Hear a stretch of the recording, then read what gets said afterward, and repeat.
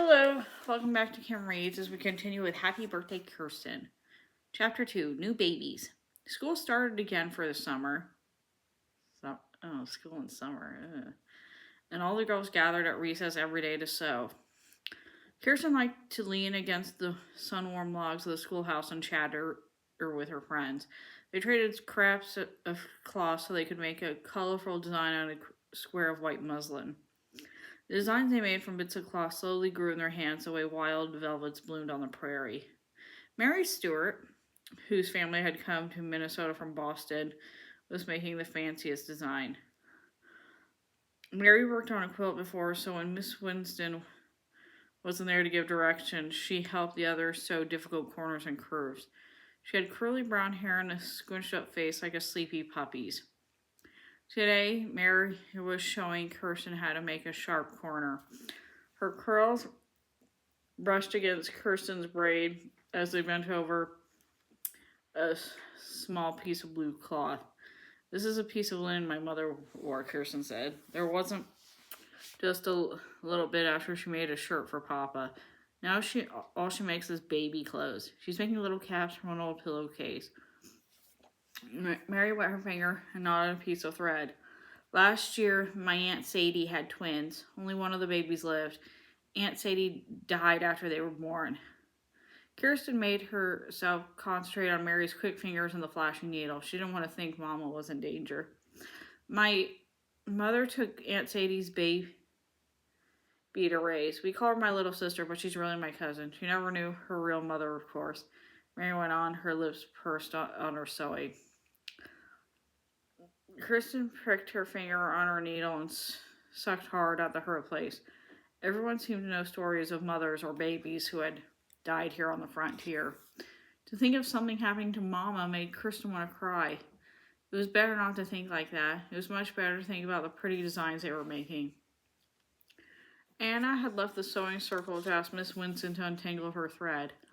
Now she came running back. Gladly, Kirsten made a place for Anna to sit between her and Mary. Anna pulled her quilt square from her apron pocket. "Honestly, isn't Mrs. Winston the nicest teacher ever? I'll be sorry when she has to leave Powderhead School." Kirsten was startled. She always thought Miss Winston would be with them always, like family. "Why would she want to leave?" Kirsten asked. "Teachers always move on," Mary said. "I've been at the school for 4 years and we've had 4 different teachers. Miss Winston is the only nice one." Okay.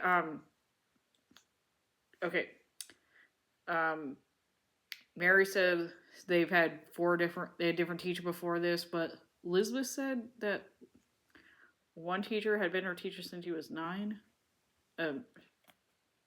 Anyway, Anna picked up a little white flower that bloomed in the shelter of the log school and held it to her nose. "Miss Winston likes it here. She often says so." "I hope she stays," Kirsten said. She wished that everyone would stay just as it is now.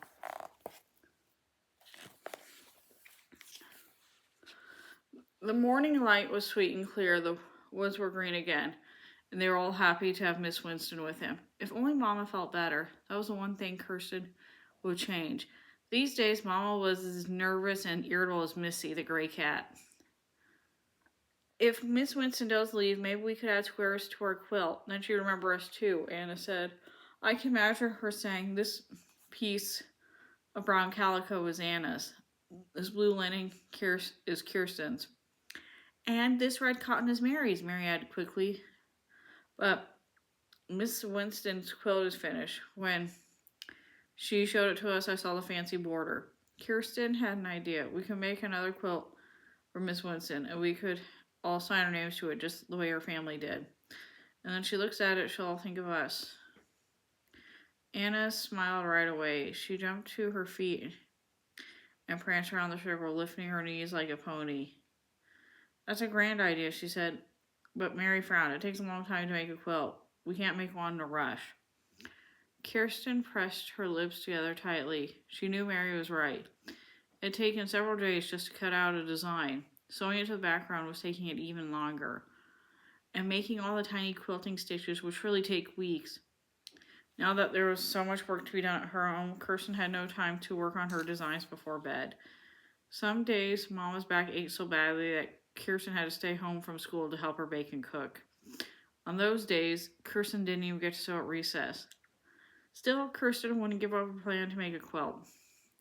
We could all make our squares together and make a small one, she said. If we work fast, we could finish it before the summer term is over. I think we should try, Elizabeth agreed to her slow voice that meant she was serious. She liked to think things through, so when they tried, Kirsten felt hers was as good as finished. But Mary sat back on her heels. She shook her brown curls like a wet dog shaking off water. No, no, no. Kirsten was surprised. Why not at least try, she asked. Mary folded her arms and shook her head again. You don't understand. Being finished with a quilt isn't the best part, she said firmly. Making the quilt was the best part. Anyway, that's what I like best, sewing it, all of us, together. Kirsten looked at Mary with new respect. Of course, Mary was right. When the quilt was finished, the thought of working together would be over. And be working and talking with her friends made Kirsten happy. She said, You're right, Mary. Anna stood beside Kirsten. I love your design, she said. It looks like a heart. It's really a flower, Kirsten said. I want to look like the flowers Mama gave me to wear in my hair when I turned 8. We didn't celebrate my birthday when I turned 9. We were on our way from Sweden then. Then I'm sure you'll have a big celebration this year, Mary said. 10 is much more important birthday than 9 anyway. Mama licked her thread and threaded her needle. When she wouldn't celebrate her birthday this year either. Maybe Mama had forgotten about her birthday. Mom had so much to work for the new baby, and so much was on her mind these days. Kirsten wanted to remind Mama, but she thought it better not bother her until after the baby was born. It was better just to help out all she could and pray that Mama would be well. Helping out meant more and more work for Kirsten. The cows gave more milk in the spring, so there was cheese to make and butter to churn. The chickens were laying again, and Kirsten had to feed them and gather eggs. She picked berries and green sweet too, and cooked breakfast and dinner when Mama wasn't able to be on her feet. Every night when her chores were done, Kirsten went straight to bed and fell asleep, and as soon as she woke the next morning, she started on that day's task. There was no time for sewing. One morning, as Kirsten the cows with Annie, Kirsten burst in the barn. Come see Missy's new kittens, she cried. What are you doing, Elizabeth? You're supposed to be cooking breakfast, Aunt Inger said sternly. The men will be in from the field soon. They will be hungry. I was cooking. Then Anna brought the eggs and she said Missy was having her kittens. So I came out to see them. They're so small, they look like mice. Elizabeth handed her hand on her apron. Mary self-talked more slowly. Kirsten, maybe you can come take a quick peek. The kittens made a home in a pile of straw. Kirsten looked at Aunt Inger, who nodded but didn't smile. Milk hissed into her bucket and white 2 streams. Go then, but be fast about it, Aunt Inger said. We still got 2 cows to be waiting. Kirsten jumped up and followed Elizabeth. The sun was just rising as pink as primrose.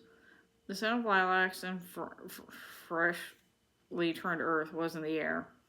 In the barn lot, Anna and Peter crouched beside a pile of straw near a wooden beam from the new barn. There was Missy curled around her 5 new baby kittens. Missy licked and licked the kittens, which crawled blindly across the belly to look for milk. 2 of the kittens were black and white, 2 were gray and white, and the smallest one was gray, just like Missy. The gray kitten was so small it couldn't squeeze to find a place in earth. Instead, it bumped up against a beam, then against Missy's hind leg. He's so little, he'll never live, Peter said. He heard Uncle Olive say that about one of the piglets. Be quiet, Peter, Kirsten said. You don't know everything. She tried to guide the tiny gray kitten to its mother, but the kitten couldn't find its way.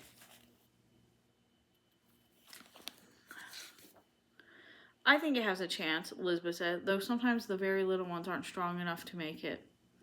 Kirsten touched the gray kitten's stomach with the tip of her finger. The kitten's heart beat like the flutter of a butterfly wing. It was tiny mouth closed around her fingertip. Kirsten moved the kitten closer to Mary. Oh, yes, that kitten will make it, Kirsten said. You'll see. You like that one best, Peter said. Kirsten nodded.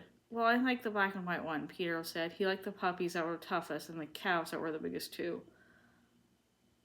I've got to finish milking with Annie, or Peter said. Peter, make sure the gray kitten doesn't get lost in the grass while you.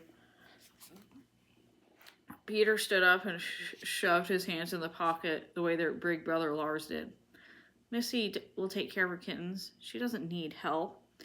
Kirsten wasn't so sure. That gray kitten was so very, very small. She leaned down to pet it one more time and whispered, Be careful. Don't wander away or a hawk might get you. Drink lots of milk. I'll come back and see you later.